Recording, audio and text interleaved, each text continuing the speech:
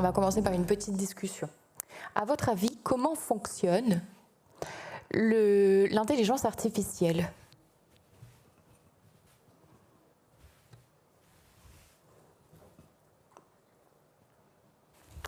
Oui.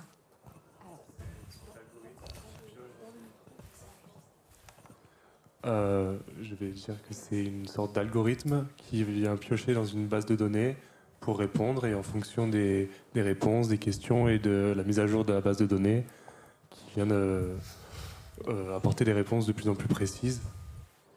Très bien, donc il y a ce mécanisme réitératif. Est-ce que d'autres personnes...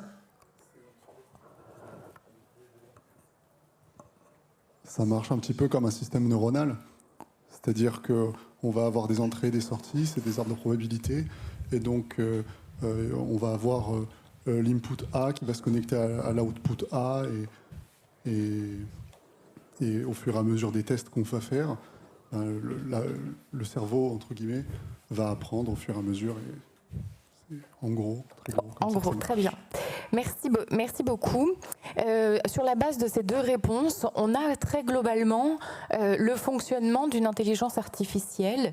Alors je dis très globalement parce qu'en réalité, l'intelligence artificielle, c'est un ensemble de techniques. Il y a l'apprentissage automatique, il y a l'apprentissage profond, il y a le traitement de langage naturel, le fameux NLP, et la vision par ordinateur, qui sont les principales techniques de l'intelligence artificielle. Chacune a sa spécificité. En fait, ça va crescendo dans la puissance, dans la précision. Ah, ça y est. Donc chacune a ses spécificités. On va de crescendo dans la précision, mais il s'avère que le machine learning est encore actuellement, si vous voulez, à la base d'une très grande quantité d'intelligence artificielle. Alors sans rentrer dans les détails, parce qu'on ne vous demande pas d'être technicien, je ne le suis pas moi-même, et c'est là un petit peu aussi l'originalité de cet exercice, sans rentrer dans les détails, effectivement, si on se concentre sur le machine learning, on va avoir des étapes à respecter. D'abord, il faut collecter et préparer les données. Il nous a été dit, c'est un algorithme qui pioche dans les données. Très bien, mais pour que cet algorithme pioche dans les données, il nous faut des données structurées. Il va nous falloir une base de données clairement organisée. Donc on collecte et on prépare les données pour constituer ce qu'on va appeler le dataset, ou le jeu de données. On choisit et on rassemble les données d'entraînement, on va les nettoyer, les préparer. Préparer, ça veut dire par exemple les étiqueter, dire ceci est une banane, ceci est une tomate, ceci est un chat. Et donc petit à petit, on va étiqueter toutes les données de manière à ce que justement l'algorithme puisse les reconnaître. Et ça, c'est dans le cadre de l'apprentissage supervisé. Il se peut aussi qu'on soit dans un apprentissage qui n'est pas supervisé, où la machine va faire en sorte de faire ses propres observations et ses propres déductions. Donc, c'est-à-dire qu'à force de voir des tomates, elle va identifier les traits communs entre les tomates et elle sera capable d'identifier par elle-même l'étiquette tomate. Donc ça, c'est les deux mécanismes d'apprentissage. Et donc, une fois qu'on a constitué notre dataset, on va choisir et paramétrer le modèle. Choisir si c'est un mécanisme d'apprentissage supervisé ou si c'est un mécanisme d'apprentissage non supervisé. Et on va aussi pondérer des critères.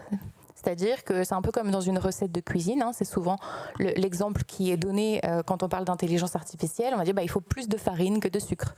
Voilà, dans l'IA, ça va être exactement la même chose. C'est ce critère de taille, par exemple, est plus important que le critère de la couleur, ou réciproquement. Et ça, c'est un choix arbitraire du concepteur. Ensuite, il y a le test d'apprentissage du modèle. Il a la phase de test d'apprentissage du modèle. Donc là, on va le mettre sur une autre base de données que celle des données d'entraînement. Et donc, il va être en mesure de s'entraîner, puis on va le tester. S'il répond bien au test, on va pouvoir le déployer en conditions réelles, c'est-à-dire sur des données dont il n'a aucune connaissance. Donc c'est ni la base de données d'entraînement, ni la base de données de test. Et à partir de là, on va avoir vraiment le fonctionnement de l'algorithme à son maximal. Et puis, au fur et à mesure, il va pouvoir faire ses propres prédictions. ses propres analyses, ses propres déductions. Et donc, il va toujours falloir le mettre à jour et vérifier qu'il réitère bien, pour éviter notamment ce qu'on appelle comme boucle de rétroaction, c'est-à-dire qu'il reste enfermé sur ses postulats sans jamais évoluer, ou alors au contraire qu'il aille vers des prédictions qui seraient erronées par rapport à la réalité parce qu'il aurait fait des liens qui n'auraient pas lieu d'être. Donc voilà les étapes constitutives de l'intelligence artificielle et cela donne toute une série de difficultés puisque à chacune des étapes que je viens de mentionner, on a des problématiques, y compris juridiques. Ces problématiques, c'est la fameuse notion de biais algorithmiques qui peuvent aboutir à des situations de discrimination. Si le dataset surreprésente une catégorie de personnes, par exemple, ça va donner lieu à une discrimination pour la partie de la population moins bien représentée dans le dataset. Ça va se jouer également sur la pondération des critères. Et donc en fait, sur chacune des étapes que je vous ai décrites, on peut avoir effectivement ce qu'on appelle un biais, avec des conséquences juridiques. Je vous passe le reste parce que le temps nous presse et qu'en réalité, l'ambition de mon intervention était juste vraiment de vous donner quelques clés de compréhension pour rentrer dans cette semaine. Donc on aura toute l'opportunité, le loisir de rentrer un petit peu dans toutes ces problématiques juridiques en particulier. Merci beaucoup.